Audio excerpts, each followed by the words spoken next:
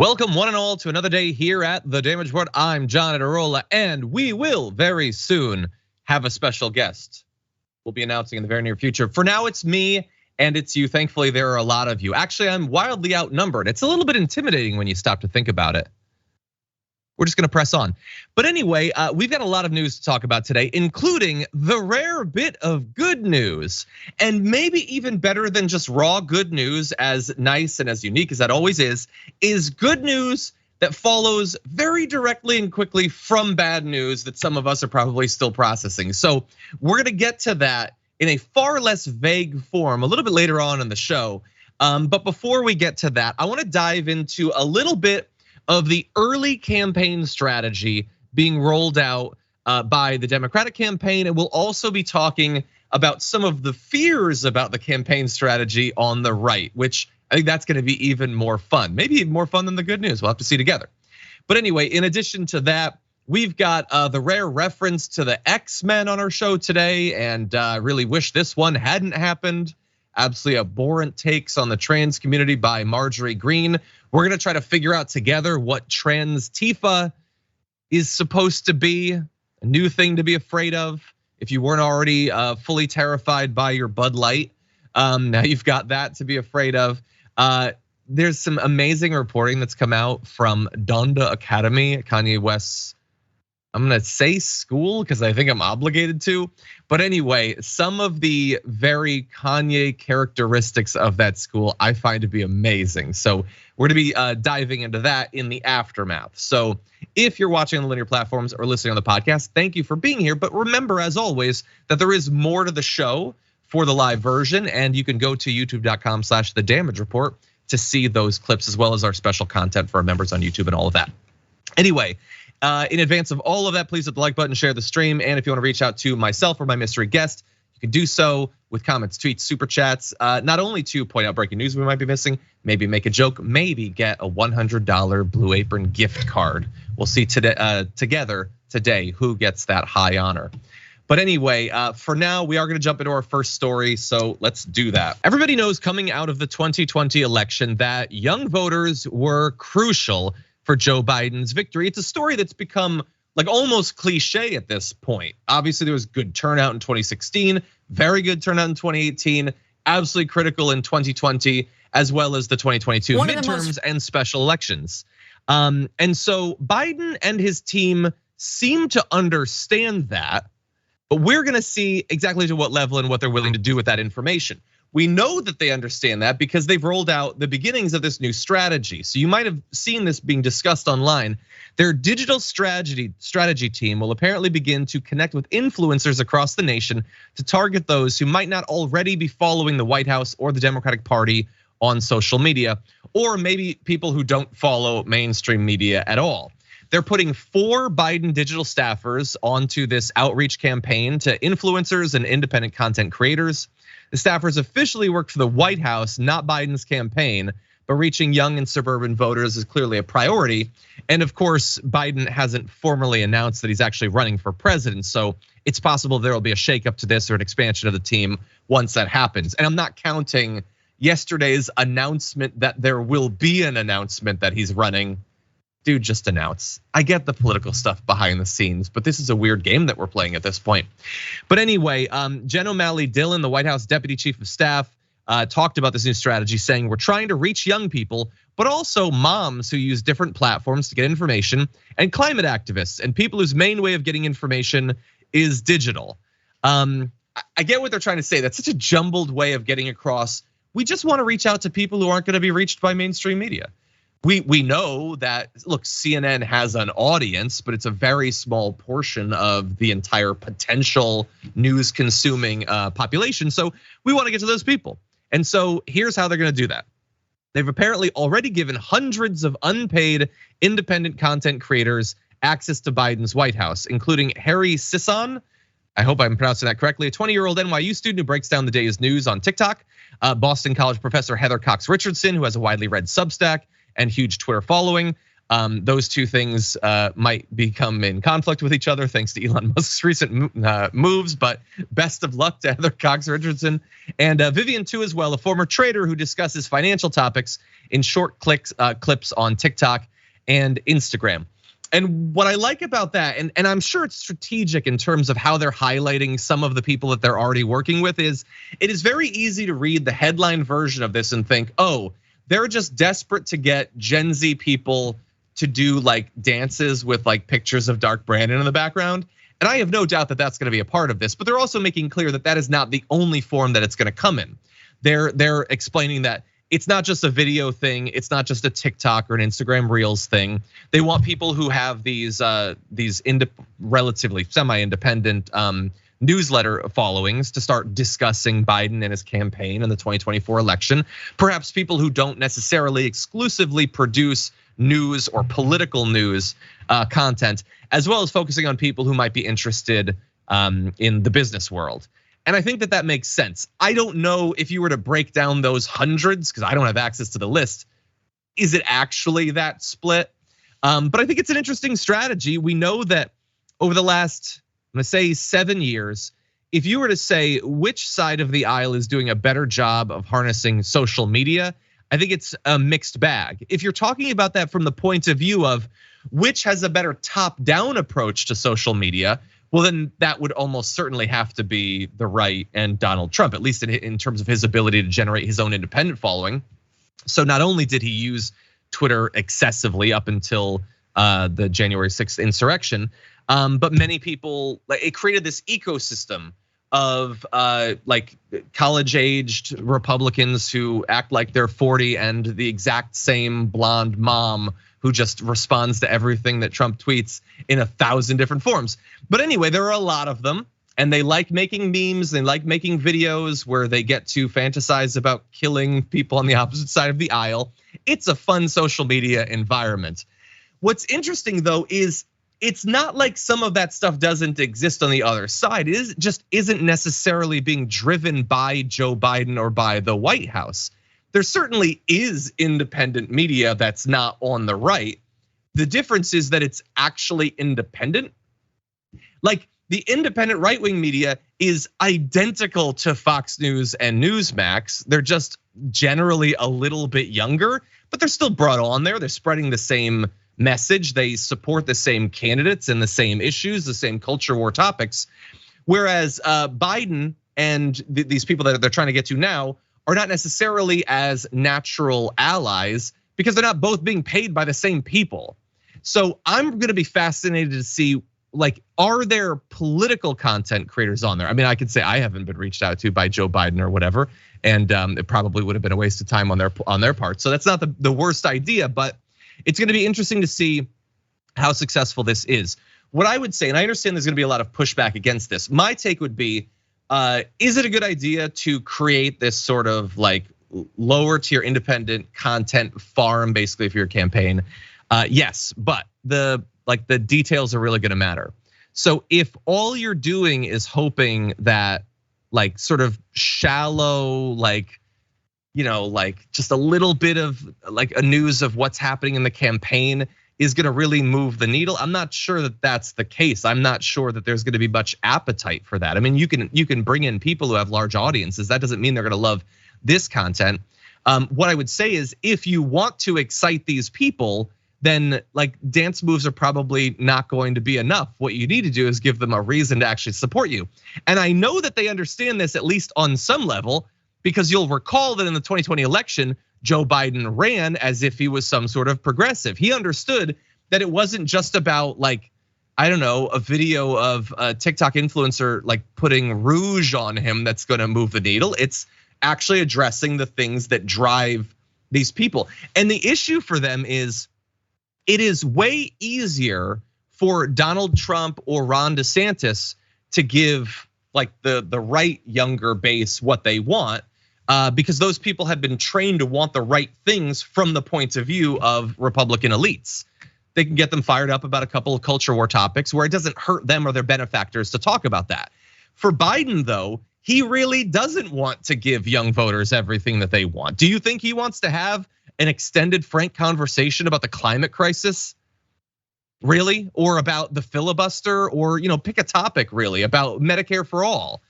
No, it's a little bit harder to just give easy culture war wins because look, I'm not saying that there's nobody on the left or in the center that doesn't find those things interesting in some cases, but it does not drive mass like political movements in the same way as it does on the right. You need to give them something real, something substantive, and I'm not 100% sure that they're totally going to be willing to do that.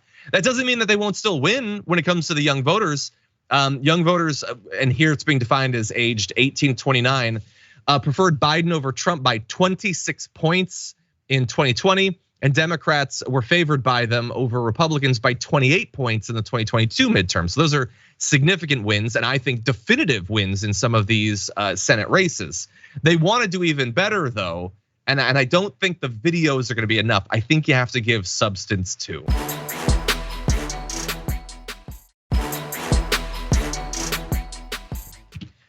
Okay, I want to turn to some of the response to this. A little bit of this is inside baseball, just checking, no developments, Mike, on our situation, just press forward. Okay, cool. Okay, well then in this case, let's jump to some of the right-wing reaction to this new content creator influencer strategy. One of the most frivolous and infantile moves imaginable, turning his 2024 re-election messaging apparatus over to TikTok and Instagram influencers. But as sad and pathetic as this is, Biden's so-called army of influencers might just work. Okay, so I love that she is describing it as infantile, stupid. I forget the actual words. And I was trained by the Wall Street Journal that adjectives are the poor man's tool. But anyway, and she acknowledges that it might work. Okay, so look, even if you think it wouldn't work, it would seem weird to criticize a strategy of trying to like rally people to be interested in your campaign. I feel like that's kind of campaigning 101. But look at how comfortable she is going on her show to her audience of at least hundreds of thousands of, and I'm gonna be clear, this is what she is telegraphing to me, much older people, that she can just mock the very idea of trying to appeal to people on TikTok or on Instagram. Why? What effing difference does it make that those are the platforms that you'd be reaching out to them? Donald Trump is on Truth Social, like literally right now, typing something in all caps. She loved it when he was on Twitter. I mean, she didn't actually. The Fox hosts almost universally hate Donald Trump, but she pretended as a character to like it. Ron DeSantis has his supporters making memes. They love the memes. Then what's the difference?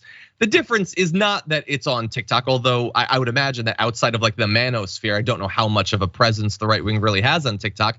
It's that they just don't want the left to be doing it. And that becomes much more clear when she turns to her guests. So she has Kellyanne Conway on, and Kellyanne Conway has a lot of mocking things to say about the strategy or the idea of giving a damn what young people actually think. Weird that the right is having trouble with young voters, but she does admit that it might work. Take a look at this. I think we've got some work to do on the young people who think differently on abortion perhaps, or guns, or climate change. But even there, the Democrats' messages are usually cynical. The thing I'm really concerned about with this, Laura, is that the left becomes a turnout machine with young people, because influencers have this domino effect, lemming-like effect of people just all then wanting to be part of the same crowd. And if they succeed in that way, we're not doing a great job competing for ballots. We're just competing for votes. Our candidates lost the early voting miserably last time. I mean, someone like Dr. Oz lost the early vote to John Fetterman by over 4-1. So we need to compete for ballots, not just voters. Okay, I love a lot of that. So first of all, she's very worried about like a bunch of people being rallied to support a politician like lemmings. They wouldn't want that on the right. Like, can you imagine if they became so sheep-like that they all identified with the exact same hat or something? Anyway, by the way, I think at the end of that video, she was saying the early vote. I think she means the youth vote. I mean, they lost in both of those things, but I think she means that, like, for instance, Fetterman beat Oz 4-1 in the youth vote. I imagine she was misspeaking. So she is at least savvy enough, or at least interested enough in electoral wins for Republicans, that she's pointing out that, like, hey, maybe we shouldn't just mock young voters while staking out the exact opposite position that they have on all of the issues of importance. Maybe we should try to appeal to them. Now, so that's like a good starting point, I think. Now, what are you actually gonna do? I mean, I would love to see that conversation between those two. I don't know, talk about the trans community more, attack them. I don't think that that's gonna work. Look at what Kellyanne Conway said. She said, that the young people tend to support, I guess she would say the left, but she means centrist Democrats. They haven't really had the chance to support an actual leftist for issues like abortion, guns, and climate change. And she considered those to be kind of throwaway points. Like, yeah, okay, they got that, but we can get them. Like, you're the savvy one out of those two between you and Laura Ingraham. And you think that those are like minor issues to young people? Young people who've grown up every single day of their lives believing that they'd have control over what happens to their bodies. And you've stripped that away in dozens of states. You're trying to do it nationwide. You think that they should just be cool with that? Like that's a small thing? You think that's equivalent to like, okay, well, sure, we're taking away your bodily autonomy, but we really stuck it to Disney that time, didn't we? You think those things balance out? And then on guns, they are literally being massacred, okay? And lots of young people know someone who has been through this, who has lived through one of those experiences, and they see how callous, how heartless, how cruel the response from the right is. You think that's a minor thing? For a person to grow up and for decades to be reminded on like a weekly basis that one side of the aisle doesn't give a damn if you live or die. You think that that's something that can just be overcome, let alone how quick they are to throw away, I think, the very understandable. I'm actually surprised by how central the position on climate change is for young voters. That is not a small thing. That is an existential fear about what the rest of their life is gonna look like. And they look to you, now not just to the Republicans, I think they rightly see a lot of Democrats this way too, as being, it is horrific that in the face of all of what is going to come when it comes to climate change, that they don't feel like we need to act. Or that they'll occasionally, like in the case of Biden, we're supposed to be impressed, he did his climate bill, but then you have the Willow Project, you have the massive sell-off in the Gulf of Mexico. Like there is going to be rightful rage when it comes to those things. And so Kellyanne Conway can write those things off as not being significant. I think that they are highly significant. And this isn't just advice that I'm providing to the right. I will remind you that Biden occasionally during campaign time likes to like talk like he has the right issues on some of these. And on some of this he might, less so on climate change, but you need to make that central and you need to actually deliver. I have no doubt that the Democrats are gonna do better amongst young voters than the Republicans in the 2024 election. I think that's like certainly a lock. I don't think either Trump or DeSantis is gonna be the person who breaks through when it comes to that. But imagine how much stronger the turnout advantage would be if you didn't just have young people being motivated by horror at what might come if the Republicans get back in charge, but that paired with, hey, remember when we voted in Biden and he delivered on all of those promises? What a 1-2 punch that would be for turnout. So we got a little bit of advice for the Republicans, a little bit for the Democrats as well. And honestly, like you are going to have to try to appeal to people on these other platforms, not just young voters. Again, like Laura Ingraham, I don't know if she uses TikTok or cares about it or whatever, but the idea that it's infantile because all you're trying to do is get young people, I'll remind her, who become older people, who become adults, so isn't it a good idea to reach out to them? But plenty of older people use it as well, which was noted in the Biden thing. Like there's plenty of people who go there for some financial news or sports news or fashion news or real estate or tech or whatever. Why not try to reach out to people there if that's the only place that you're actually going to get them? So anyway, I think it's a little bit short-sighted on the part of the right. I also don't think that it really reflects their honest view on this. They're definitely trying to reach out to those people. They just have to make the same exact thing being done by the Biden campaign seem childish in comparison. Okay, with that said, we're gonna take our first break. We're gonna do a little social break, respond to some of your comments, and when we come back, we're gonna turn to the good news, so don't go anywhere. We got good stuff coming.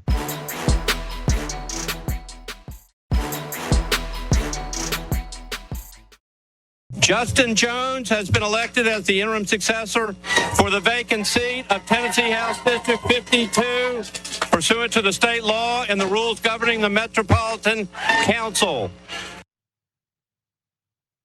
Okay, I don't know if that video is exciting as it should be for what it represents, but it is actually pretty awesome news. Just 4 days after Tennessee House Republicans expelled Democratic lawmaker Justin Jones for participating in a gun control protest and committing the original sin of speaking through a bullhorn, Nashville's Metro Council voted unanimously to send him back to his old seat. In fact, during that, part of that unanimous thing is Council member Delashia Porterfield, Jones's one-time opponent, who lost against him in the Democratic primary last year. So this is a recent opponent, stood Monday to urge her colleagues to support him now, saying the people made a choice and it was the right choice. How much do you like that? That's the person that just beat you, but now they've gone off, done this great thing in representing the constituents that you wanted to represent, and you ally with them. I love it. I love to see it. I want to give you a little bit more video though, because that was just the first step of a process that resulted in Representative Jones once again being on the legislative floor where he caused such a ruckus. Take a look at this.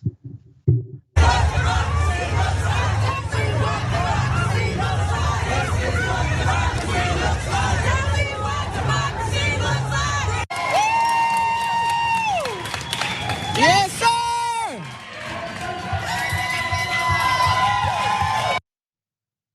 So there, not long after that unanimous vote, you saw Justin Jones leading a group of about 1,000 people in a march to the Capitol, then being sworn in on the steps, and then being led back onto the floor by Gloria Johnson, the final member of the Tennessee Three.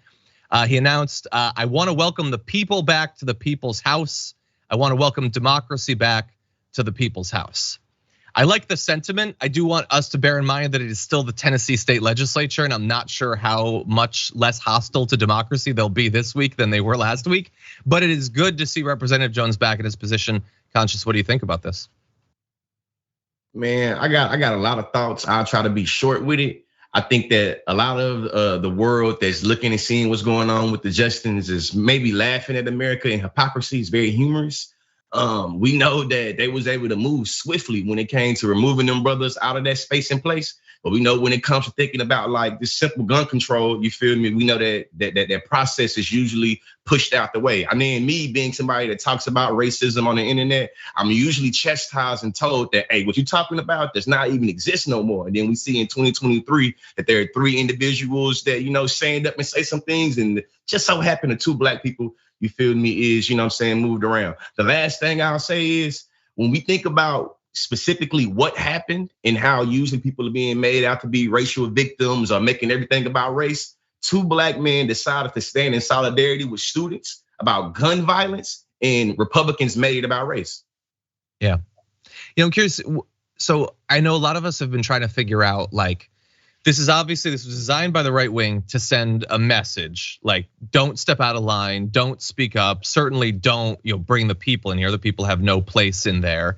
But it sure seems like by kicking them out, they've drastically raised the profile of especially the Justins. So I don't know, like trying to look forward like into the future. Do you think that is this going to cause some state legislators to be a little bit more hesitant to engage in these sorts of protests because maybe they fear being kicked out too? Or do you think that this is dramatically gonna turn around in the favor of the Democrats? This is definitely gonna turn around in favor of the Democrats. We know that right now the Republicans is illustrating their incompetence time after time after time again. See, it's real easy to scapegoat what's going on in the classroom. All the liberals is brainwashing the kids, and that's the reason why it's easy to make those type of analysis. But when we see the entire country seen what happened in Tennessee. Think about how many 17, 18, 19, 20-year-olds that's gonna be able to vote for the first time in the election. Who they gonna vote for and how they gonna vote? So for me, it's really thinking about how the Republicans accidentally turned them brothers into martyrs, into literal symbols of progressivism, literal symbols of how we should move forward and who we should be in opposition against. And then to end this little rant, think about it. Them brothers keep on talking about what side of history, them individuals that voted them out, what side of history they're gonna be on. The children, the youth, the teenagers that's watching this, they probably already decided what side of history they want to be on. So in 2024, when the demographic statistics come out and you's crying and whining about how the young folks is not voting red, think about what happened in Tennessee and think about the message that is sent to all of the young children that's tired of going to classrooms and having what they being taught, people have more energy for that than how they actually being taught in terms of their safety. So just keep that in mind. And Republicans, if you missed out, simplifying it. The reason why you suck at appealing to young voters is because you do shenanigans like what you did in Tennessee. I'll rest my case, Your Honor. It's so weird to like do stuff like that, and you're stripping away people's rights, and you're like they see like, oh, we can attack trans people, and that's basically for free. We don't care about trans people. We don't know people, but young people are way more likely to know about, to care about, to be curious about these groups that the right finds so easy to attack. How do you think this leads to them supporting you in elections? Like they are like mystified by the fact that they keep losing amongst young voters. It is such a short-sighted political strategy. But anyway, I want to turn back to this is a good day. This is good news. Here's a little bit of Representative Jones being interviewed following his reinstatement. I wonder, have you spoken to any of the Republicans who voted to expel you on Thursday night? I actually happened to be on the elevator with the Representative Bud Halsey who filed the resolution to expel me. I greeted him, and I also asked him, did he learn anything from this experience? He said that, it was part of leadership's decision to kind of ask him to file this. And, but besides that was very quiet.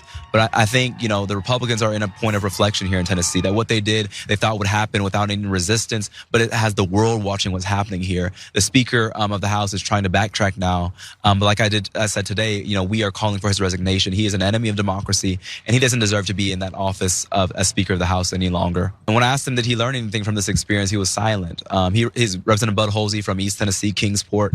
And there was, really, I don't know if there was any, thing more said besides that, but you could see that there is a point of reflection happening here, that they thought their attacks on democracy would just happen without any type of resistance, without any type of accountability. But the opposite's happening. Certainly looks like it. And he was talking there about the desire to get the Speaker, Saxton, to resign. I don't know how likely that is, but I love the pressure being reversed. And also, by the way, feel free to go take a look. Judd Legum has some great research he's done into Saxton. And it's very clear in the Tennessee Constitution that you have to live in your district. And there's some very compelling evidence that Saxton very much does not live in his district.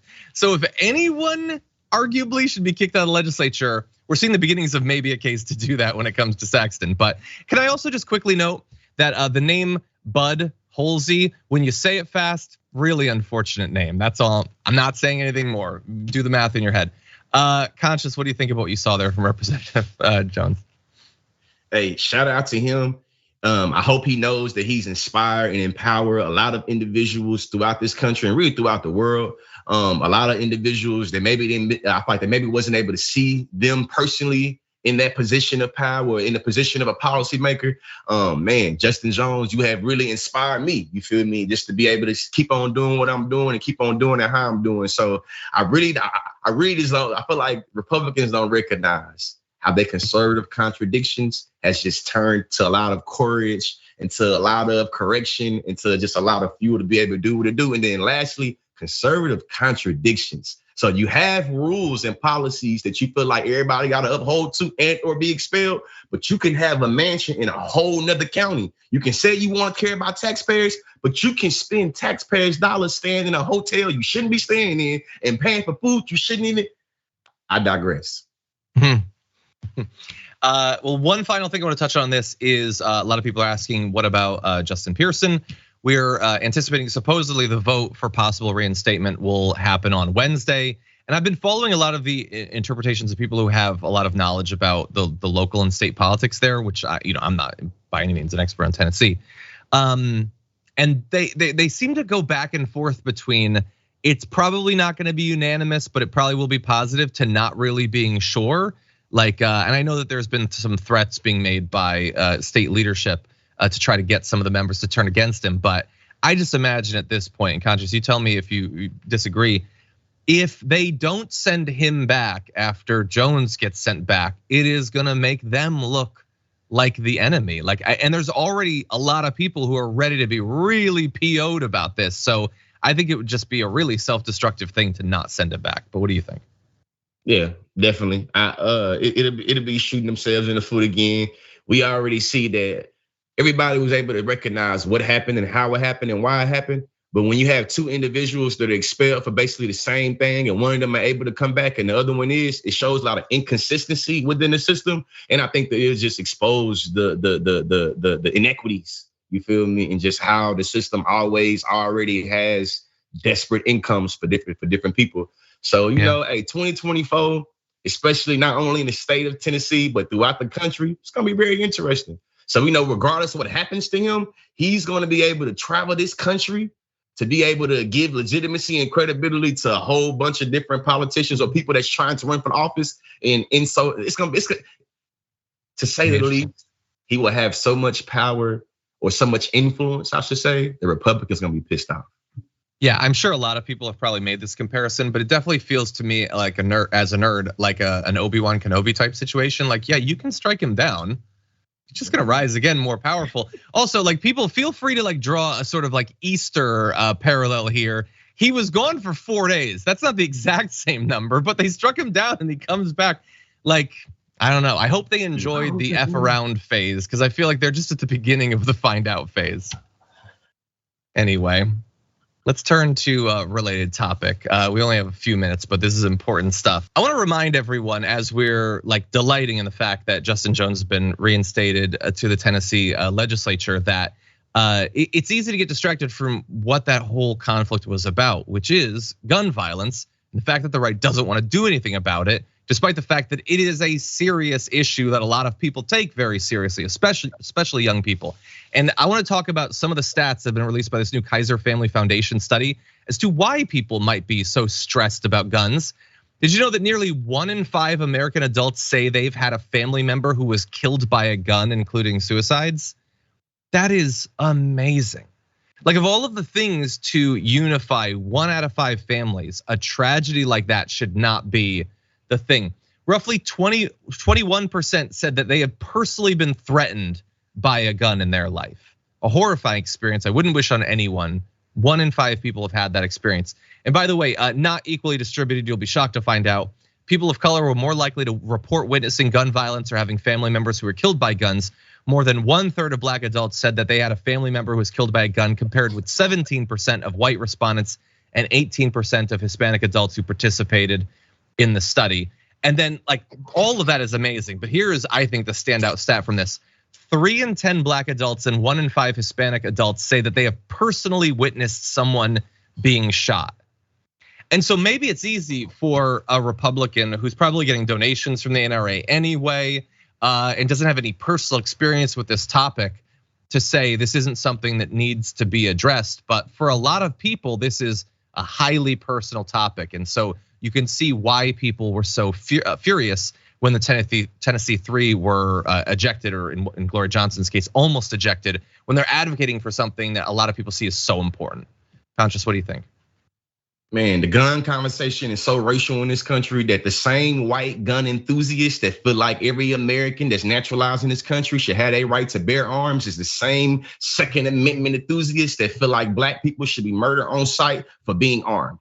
I think that there was a lot of hypocrisy that we seen when Ja Morant became the NBA basketball player that showed a gun in a nightclub. We recognized, to me, the hypocrisy. The NRA usually comes out and defends all legal gun right owners, but they ain't come out and say nothing about Ja Morant the same way they ain't do about any black person that was legally owning a gun and being murdered. So for me, it's just really thinking about how my black body is always already seen as fear. Once you start thinking about firearms, the same firearm that's able to view them other people to be patriotic, symbolic, and that's the most American thing they can do. So to end it, you see what I'm saying? I just really think about how they say, if you don't want to racism to go away, stop talking about it. I don't find that same thing when it comes to gun violence or how they feel about abortions. Yeah, it's again, like, I feel like so much of our politics, I try to stress constantly in our show the asymmetry in our politics, because I feel like if you just learned about politics growing up from like the mainstream media, you'd think that there's the Democrats, there's the Republicans, there's conservatives and there's liberals, and they disagree on things, but largely a lot of stuff is the same. No, like, It is not the same. The media is not the same. The funding is not the same. The experience, the connection to these topics, to these issues is not the same.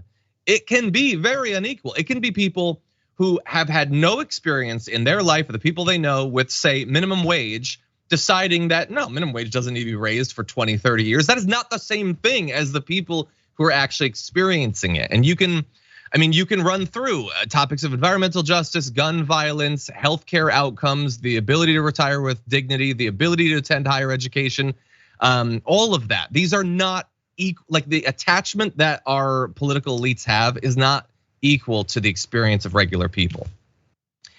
In any event, we do have to jump to our second break, but when we come back, lots more important news to talk about. Don't go anywhere. We'll be right back.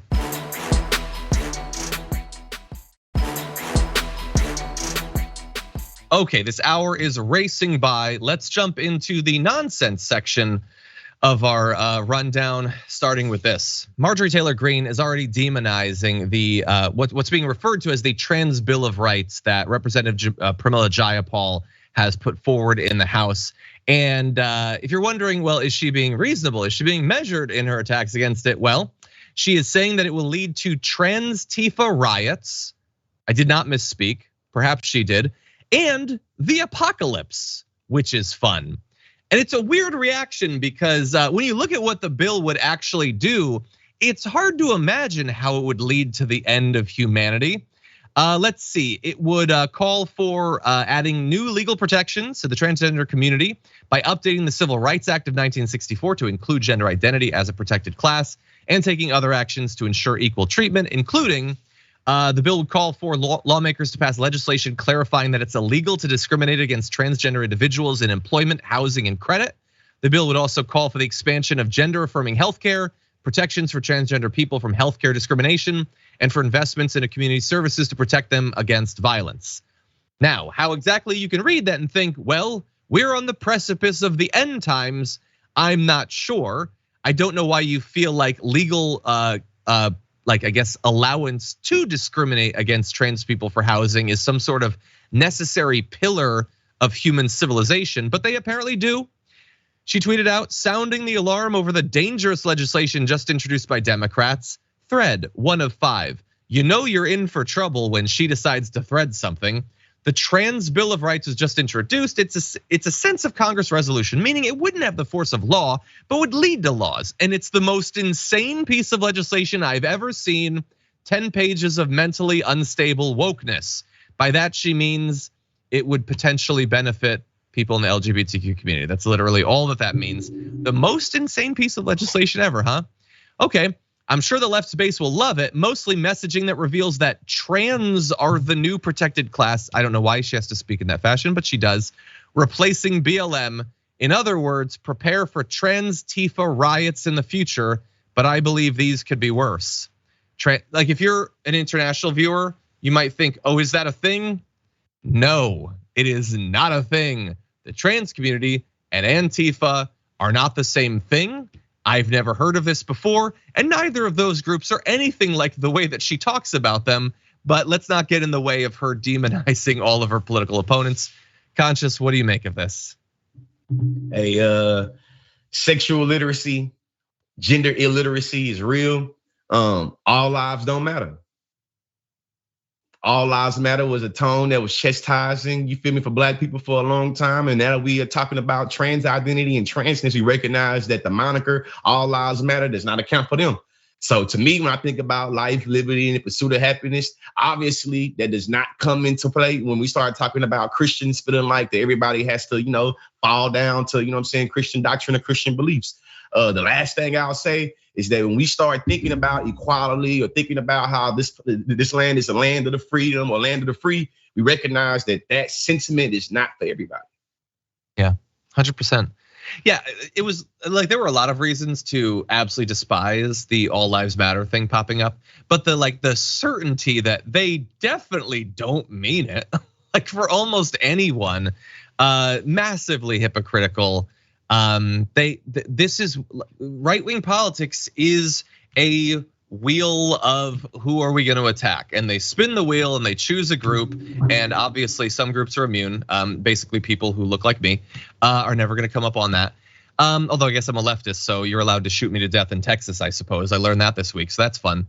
But anyway, that's all their politics is. The idea that they care about life, that they care about all lives, absolutely ridiculous. So I want to give you a little bit more of how she's indoctrinating young right-wingers to think about the trans community. If you are trans, you already have the same rights as every other American. But now your identity is being used as a weapon to destroy all of our rights, and it is wrong. I don't know what in the bill takes away a single right from a cis person. I don't know what that is. Maybe she read a different draft. What's that? Projecting. I thought about this now. They projecting.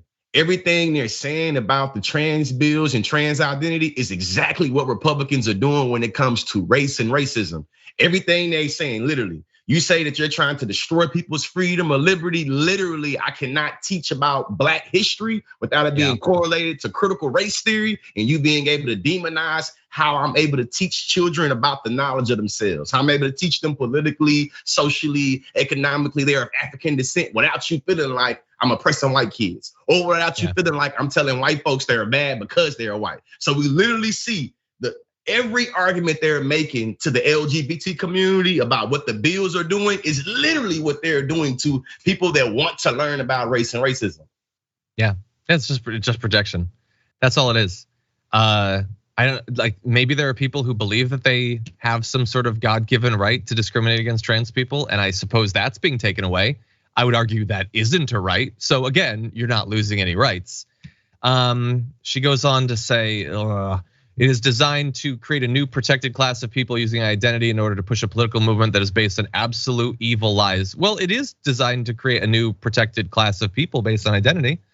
Yeah, if you'd like to make the case for why that is a bad thing, why this group doesn't deserve these protections, you can feel free to do that. The fact that you immediately saying that the entire movement is based on absolute evil lies implies that you're not mentally or intellectually capable of doing that, I suppose. And then she goes on to say it's like the Green New Deal, blah, blah, blah, blah, blah. It's all utter nonsense. I'm gonna give the last word though to Pramila Jayapal, who sponsored this in the House, saying it's impossible to take seriously anyone who believes that global warming is, quote, actually healthy for us, or that wildfires in California may have been caused by space lasers. In 2023 alone, there have already been more than 450 anti-LGBTQ plus bills proposed in legislatures across the country and at the federal level. These are the facts. Trans people are discriminated against when seeking housing, employment, and even healthcare. That is utterly and 100% indisputable.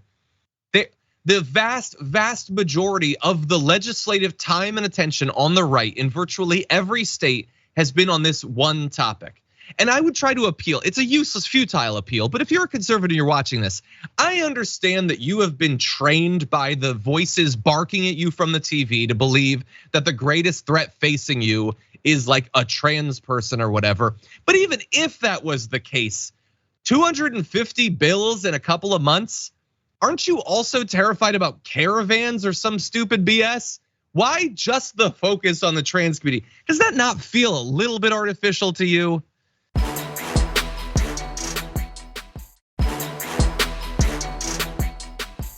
Pointless to try to get through to these people. You know what, actually, why don't we turn to a case study on this, okay? Because as Pramila Jayapal is pointing out, the reason you need this trans Bill of Rights is because there is a nonstop cultural and legal legislative assault on the LGBTQ community. And we're gonna turn to one component of that. Whenever we're ready, we can jump into this first video of the E-Block. I'm looking at society today, and it's like I'm watching an X-Men movie with people that, when you watch the X-Men movies for Marvel Comics, it's like we have mutants living among us on planet Earth.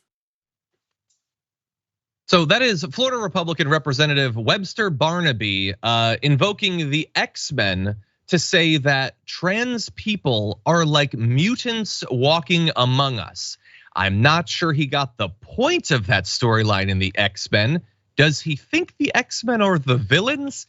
But anyway, that is not the end of his disgusting rhetoric when it comes to the trans community. And I want you to bear in mind that the reason he's making this case, and what you'll see in this next video, is during comment on Florida House Bill 1521, which criminalizes the use of public bathrooms for transgender people. What I have to assume as a person who doesn't live in Florida is the only issue facing Florida right now.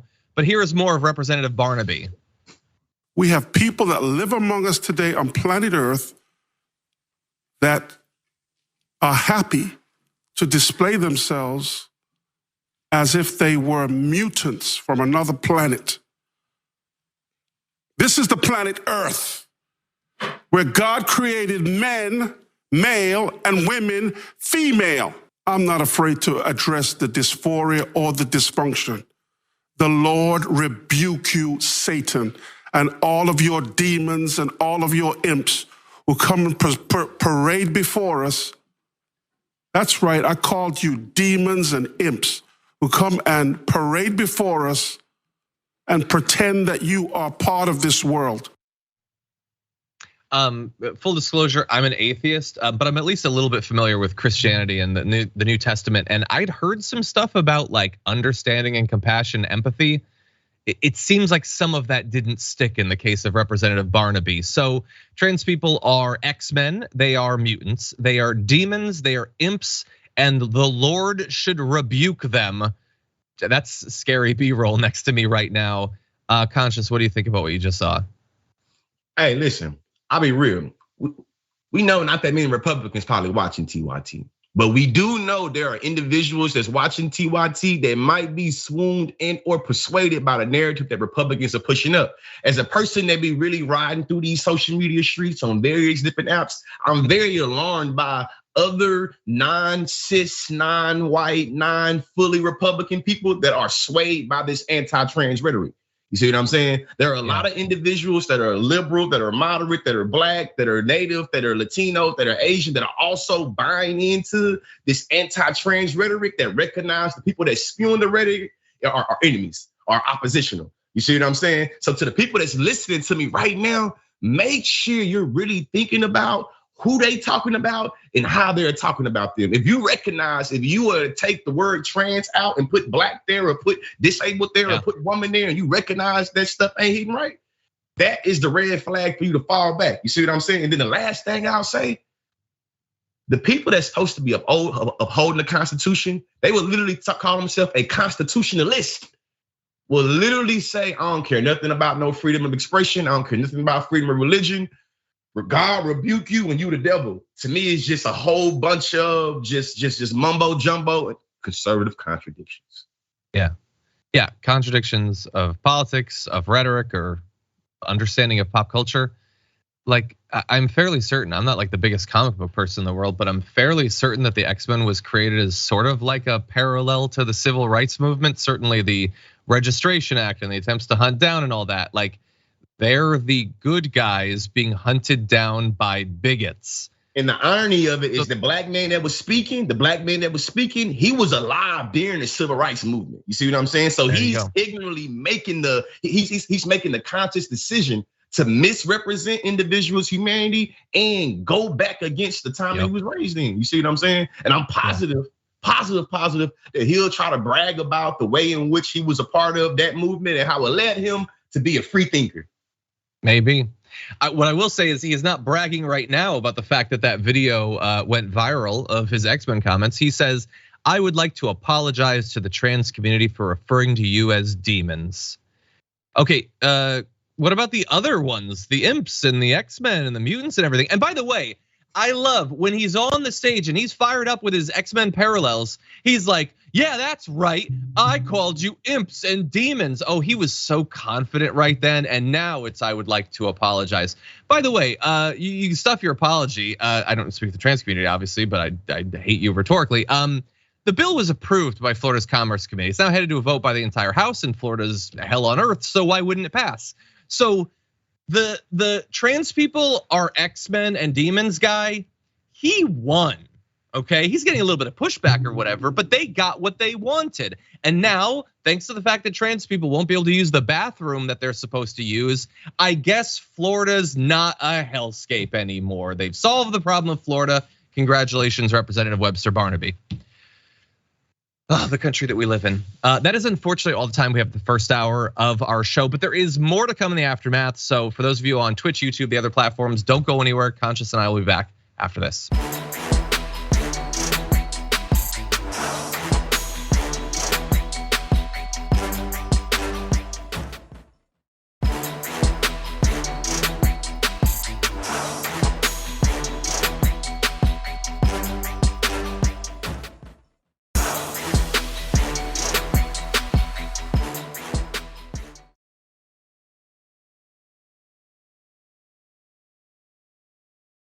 Thanks for listening to the full episode of The Damage Report. Support our work, listen ad-free, access members-only bonus content, and more by subscribing to Apple Podcasts at apple.co/TYT. I'm your host, John Iadarola. I'll see you soon.